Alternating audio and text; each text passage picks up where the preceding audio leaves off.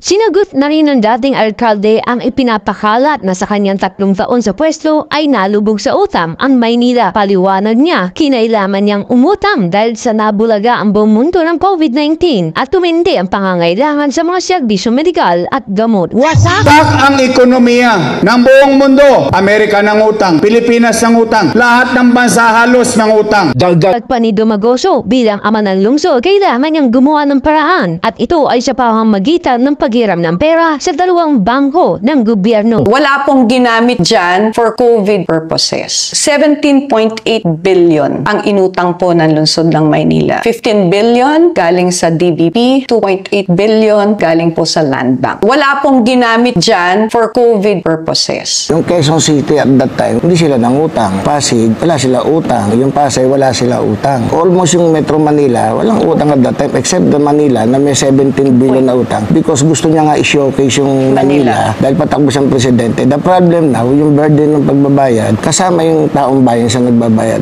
dahil doon sa ambisyon na yun.